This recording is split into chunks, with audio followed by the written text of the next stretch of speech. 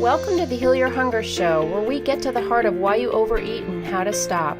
If you struggle with food and weight like I did, welcome home.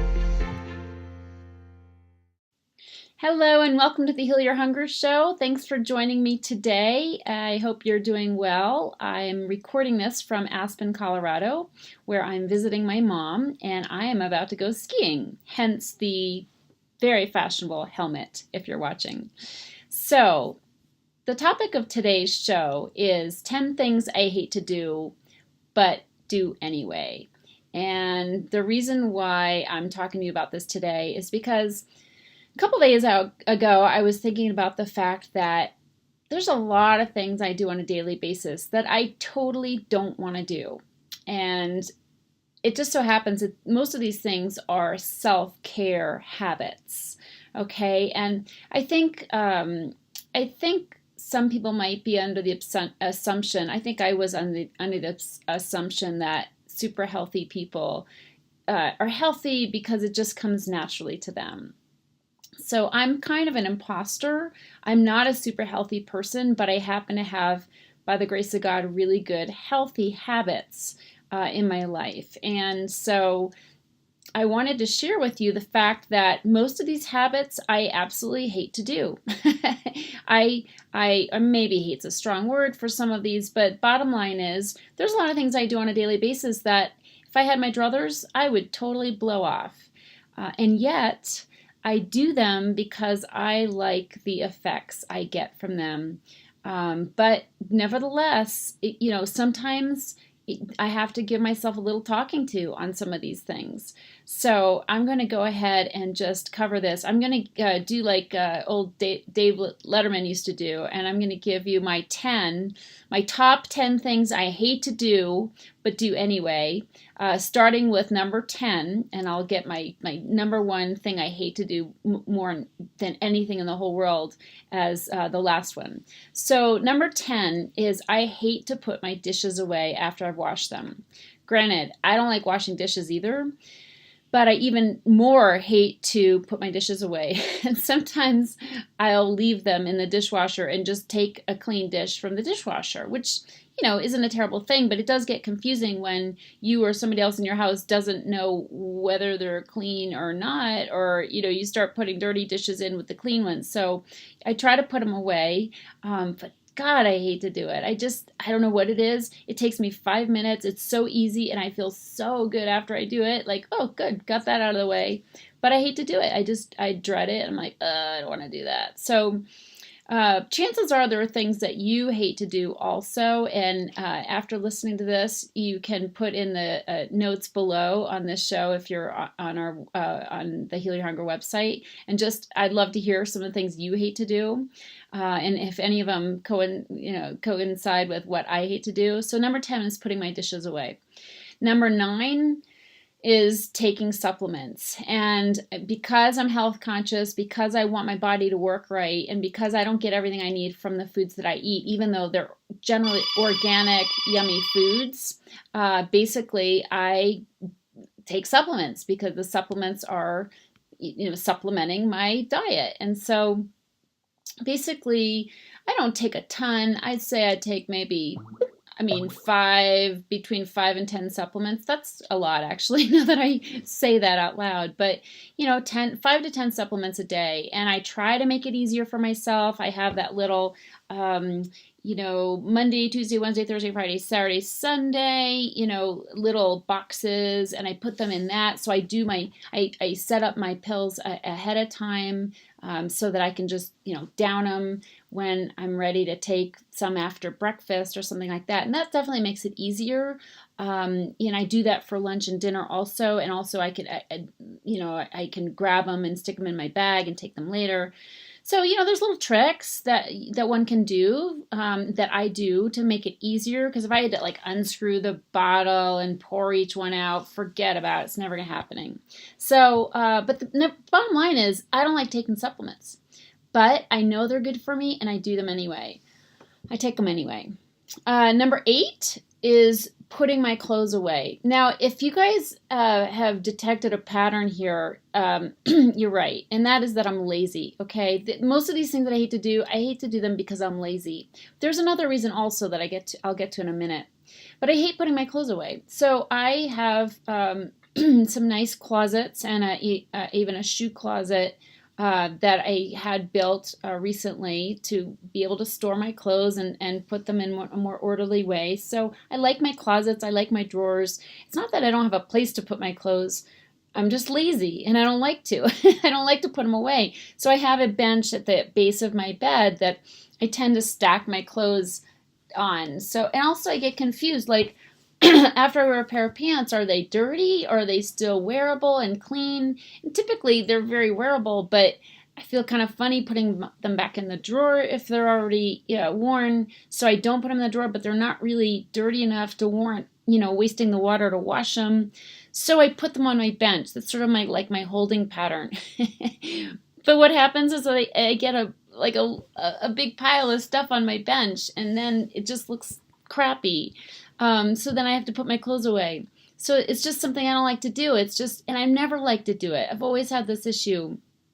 And it's kind of funny that when I was a kid, if my mom would come in, hang out with me in my bedroom, I could put my clothes away more easily. If Roy comes and chats with me, then I can put my clothes away. And this also goes for after I've done laundry. I put all my clothes in a big container to hold it, and then it just sits there for a day or two. So if somebody comes and sits with me, it gets much easier. I don't know if you have that experience, but I'm a creature of connection, and I like to connect with people, and it empowers me when I do. So being alone and putting away my clothes is laborious, but when somebody's there talking to me, keeping me company, it's so much easier.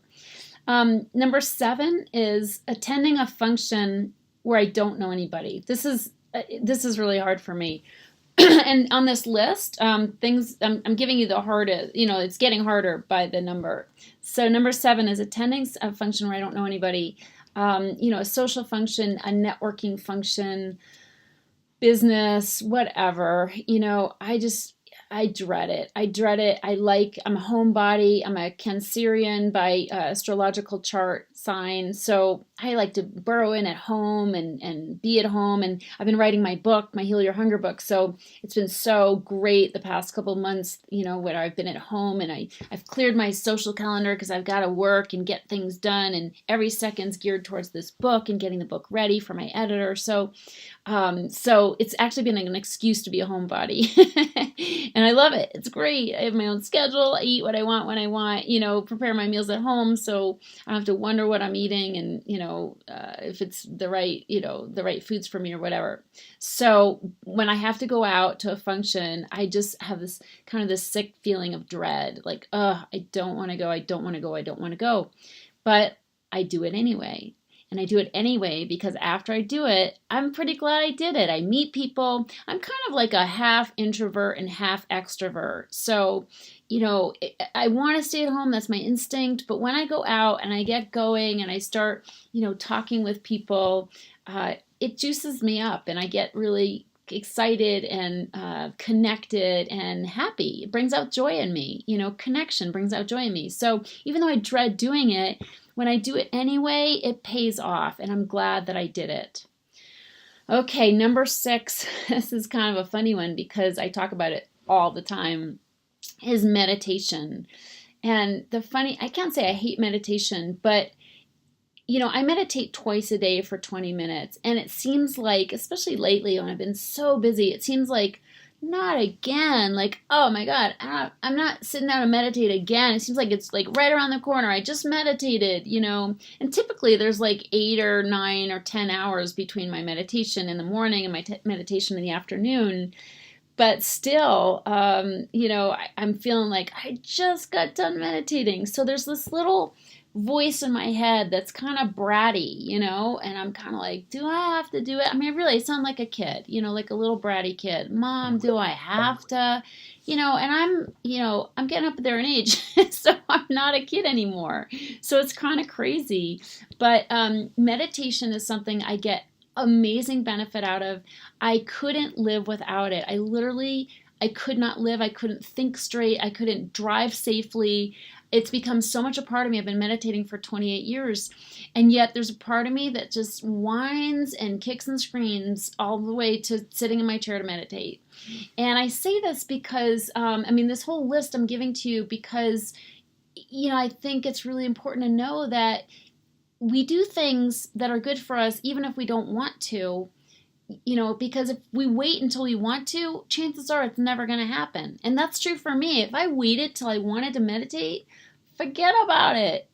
Now, in the afternoon, I do look forward to my meditation because my body is so used to meditating that I just wilt. Like I'm just wilted by 4 or 5 o'clock in the afternoon, especially I've been working really hard and exercising my brain. I'm just so ready for that recharge. So I do look forward to that. And I have to tell you, I get so much benefit out of it. But, in the morning, I just want to get up and go. I'm rip-roaring, ready to go. I've got things to do, places to go, like wonderful, wonderful things to do, like writing my book and doing marketing for that and getting the message out there and connecting with people. So many things I want to do in the day. So it's like, do I have to stop and meditate?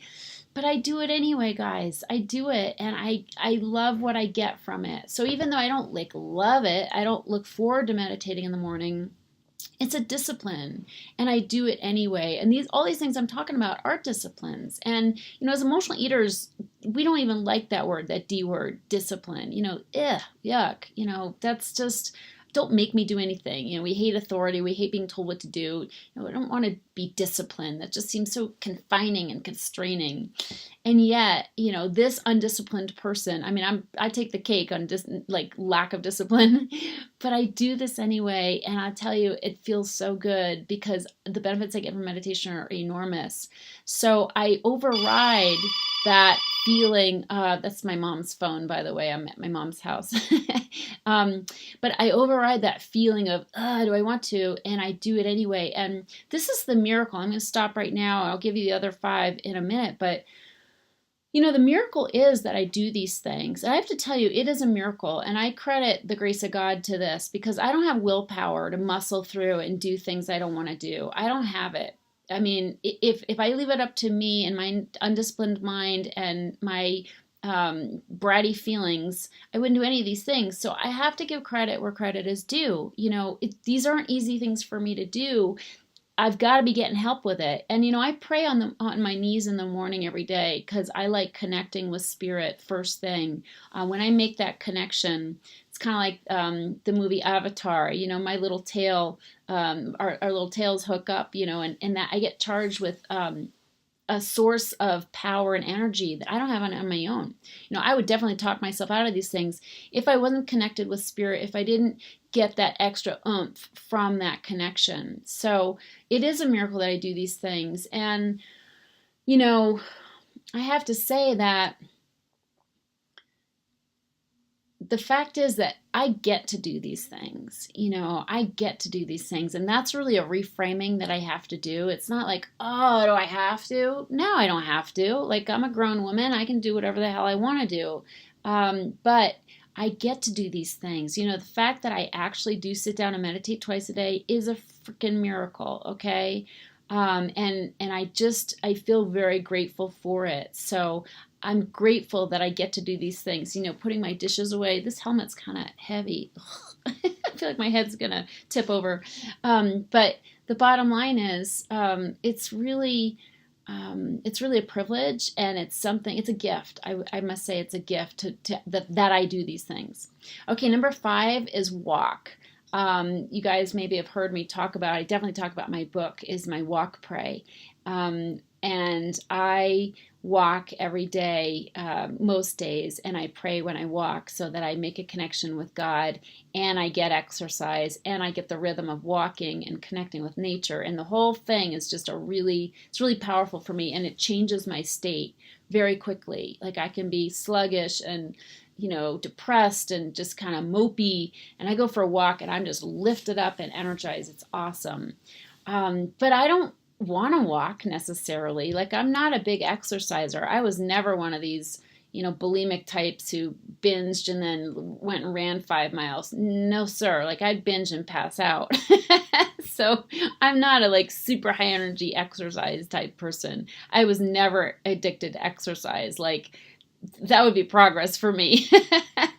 I'm kind of joking. I know it's a serious problem for a lot of people, but I'm making a point that exercise isn't my thing. So going out and taking a walk, sometimes I'm just like, oh, I don't want to. Again, my crab nature comes out, and I want to stay at home and burrow in. Not put up my shoes, not go out for a walk, especially when it's cold out. And in LA, it does get cold, in the mornings, in the wintertime, it's cold, nippy, and I have to put gloves on and a hat. So I just don't want to do it. I just don't want to do it. But guess what? I do it anyway. Most days I do it anyway. And I'm never fails. I'm empowered, I'm inspired, I'm energized, and it works. Okay, number 4. Oh God, this is probably a universal thing to hate to do, and that is write. A big part of healing from emotional eating is to write your feelings down. Some people call it journaling, writing out what happened in your day, venting, getting feelings out, getting some of your resentment out, or something that happened in the day that really set you off or triggered you and made you unhappy or resentful or pissed off, whatever. Writing and being thoughtful about your day and what happened, trying to reframe things, that is so beneficial for the emotional eater's experience. But guess what? Nobody wants to write. So when I suggest to people they write, their first thought is, but I don't like to write. As if that has anything to do with it. You have to understand that I'm talking to you about things that I don't like to do, but I do them anyway. I don't wait till I like to do them. Writing is something even though I've been writing for 20 years, I don't like to do it. I don't want to put pen to paper. I don't want to get out my computer and write out my feelings. Sometimes I'll have a conversation with my husband that's kind of tense, or like we disagree about something, and then I'm ready for bed. I'm on my way to bed, and then of course this happens right at the 11th hour, right when you're about to go to bed. It's like, oh no, now I'm all churned up. Now I'm kind of, teed off, annoyed, whatever. And I don't want to go to bed on those feelings because it's not healthy. I don't want to go to bed. I want to have peaceful sleep. I don't want to be, tossing and turning all night. So I grab my computer, I bring it to my laptop, and I bring it to bed with me, and I sit there, and I'll write maybe a paragraph or two. It's not like I'm writing a tome, guys. I'm like just writing a paragraph or two. But just getting those thoughts and feelings out right there and then, and not going to sleep on them, helps me so much. It's unbelievable. But do I want to do it? Like when I'm really tired and I'm like ready for bed, I'm just about to go to bed, I'm just like, just let me just forget about it and go to bed. Like I'll be fine. But I know I won't be. Like, I know that's not a healthy thing to do. I'll wake up with whatever I go to bed with. So I just grab my computer, but I'm telling you, I don't want to do it. I don't want to do it. I fight. I resist. I want to tell you something about that resistance. It's, that tension between what we want to actually do and then what we know is good for us to do, the self-care habits. That tension is powerful, and that's where the growth is, okay? Roy told me many years ago, the difference between success and failure is that people who succeed are willing to do what people who don't succeed aren't willing to do, okay? The difference between success and failure is that people who succeed are willing to do things that people who don't succeed aren't willing to do. So this is where the rubber meets the road. This is where the growth is. This friction, this tension between, oh, I just want to go to bed, and Trish, go get your computer, write about it, get your feelings out, look at your part, what's going on, what fears are coming up in you, and I when I take that action, when I push through that resistance, wow, that's where the growth is. That's where I grow up. And, emotional eaters are stunted emotionally. When I started stuffing my feelings with food, I stopped growing. I stopped growing. And guess what? I was stuffing at like age 3, as far as I can tell. As far back as I can remember, food was my, number one panacea. There were others, as I went through my life, but food was it. So I stuffed with food from the get-go, which means I was not progressing emotionally. I was not growing up. So this tension between, what I don't want to do and doing it anyway is where the growth is. And that's why I do these things. I mean, it's not an intellectual thing like, oh, I'm going to have a growth experience right now. I'm going to do something I don't want to do. No, obviously, I don't think about it that much. But in hindsight, thinking about the things I do that I don't want to do, thinking about pushing through when I'm whining and complaining about doing something, that's where the juicy stuff is. That's where the real, growing up process is. And when I grow through those uncomfortable feelings, I get stronger, I get empowered, I get emotionally more mature. It's amazing. Okay, number 3 top thing I hate doing is making my bed. Okay, can we talk? I hate to make my bed, and I to this day I don't see the point. I really don't see the point. I mean, you have to get back in it later, right? So why make your bed? Okay, that doesn't mean I don't do it. I do it. I have managed to have my bed be such a way that it's really easy to make. Like I just pull the covers up and I stick pillows up against my headboard. Boom, my bed is made. Super easy. But that's because I hate to make my bed. I don't like doing the little, sheets and the tucking it in the corners and the hospital corners and all that. I was taught how to do that, but I just hate making my bed.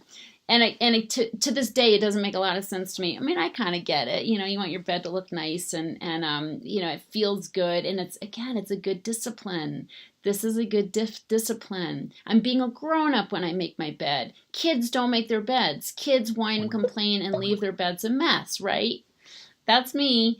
But being a grown-up is doing things we don't want to do. And one of them, I'd say the number one thing is to make your bed. So I've been making my bed for a long time, for the most part, simply because I don't want to do it. And I, get benefit from doing it. It starts my day right. If you're starting your day with good disciplines, things you don't want to do that you do anyway, boy, that you're setting yourself up for a good day because you're saying to the universe, hey, I'm going to push through those uncomfortable feelings. I'm not going to give in to my little baby feelings, and my little tantrums about not wanting to do things I don't want to do.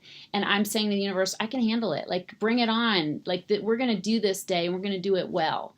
Okay. And I will say, saying a little prayer and asking for help to do something you don't want to do is always a good thing. Number 2, the second top thing I hate to do is to mail anything, okay? And especially because life is so easy now with the internet and emailing things and putting files in Dropbox and having somebody else be able to, share the folder and open up the files. So all I have to do, again, sit at home and do nothing except work on my computer. So much easier than mailing a package or going and certifying a letter or, just going to the post office and mailing something. Oh, I hate doing it. And I'm not rich enough nor busy enough to warrant paying somebody to do it for me. That's what I'd love to do. But nope, I got to take care of it. Something about, wrapping up the box, with tape, putting the label, writing the label, getting the address. Oh, geez Louise, getting the address, putting it on the piece of paper, taping the piece of paper to the box, going to the post office, standing in line, or hopefully they have that machine. I like that machine where you can do it yourself, but sometimes you have to stand in line.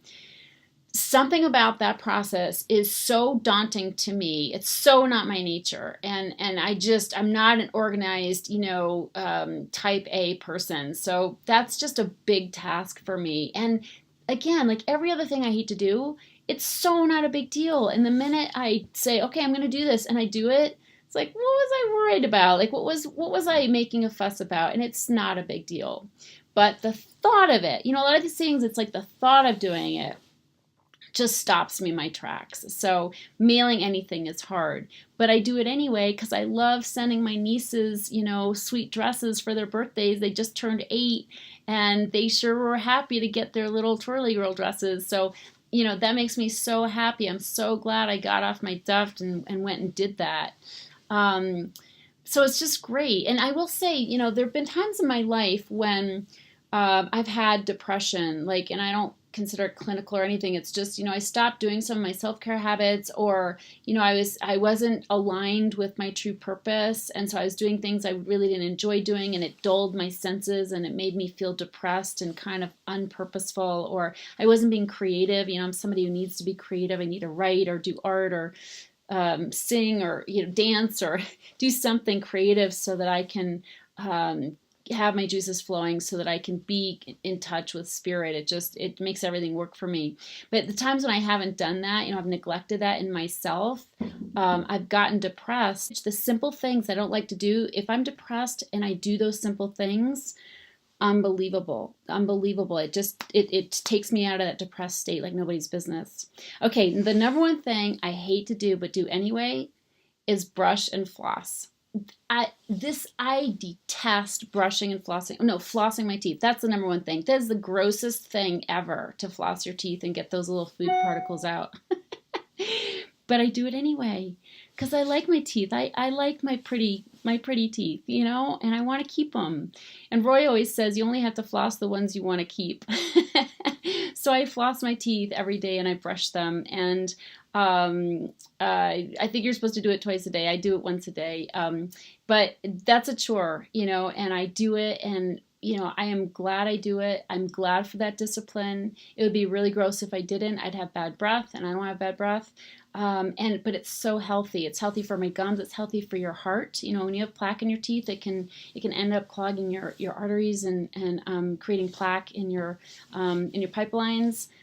So it's a great habit. And I'm telling you, doing things you don't want to do is good. It's good for your soul. It's good for building character. It's amazing. And the fact is, I don't have to do it.